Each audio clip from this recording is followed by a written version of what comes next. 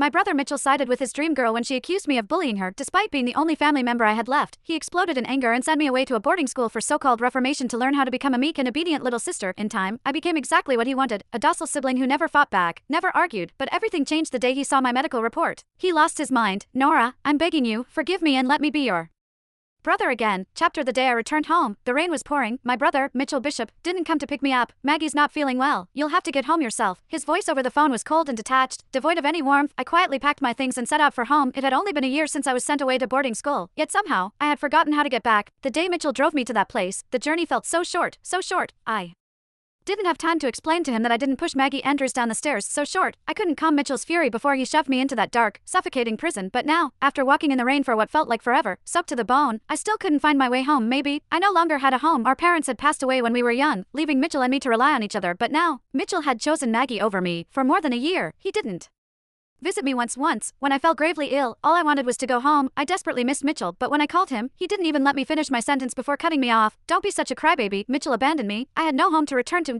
You're making a scene. You've been there a whole year. Why are you still this stubborn? Mitchell stormed into the police station, his face a mask of irritation as he glared at me, dripping wet from head to toe, his brows furrowed in disdain, and his voice lashed out like a whip. Maggie was sick today. That's the only reason I didn't pick you up. You're an adult now, aren't you? Can't you find your way home without pulling a stunt like this? Did you really think I'd let this kind of behavior slide? I'm sorry, Mitchell. I didn't mean to.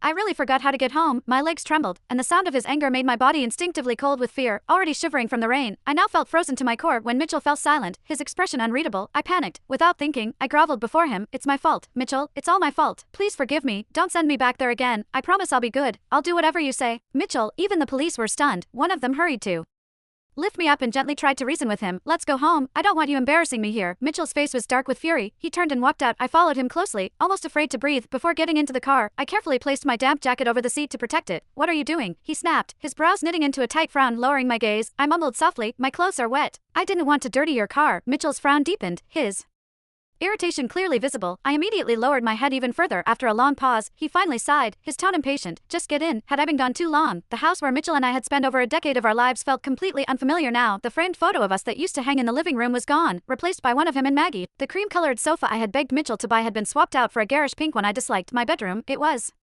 no longer mine. It looked completely different. Everything that once belonged to me was gone, replaced by someone else's scent, someone else's presence. Nora, you're back. Maggie emerged from Mitchell's room, her smile delicate and saccharine. You've been away for so long, so I had Maggie move in, Mitchell explained as he walked over to her, placing a protective arm around her shoulders. Her injury, you know, the one you caused when you pushed her down the stairs, left her with permanent damage. Try to be more understanding. I've had the small attic room cleaned out for you. You'll stay there from now on. I glanced up at the dark,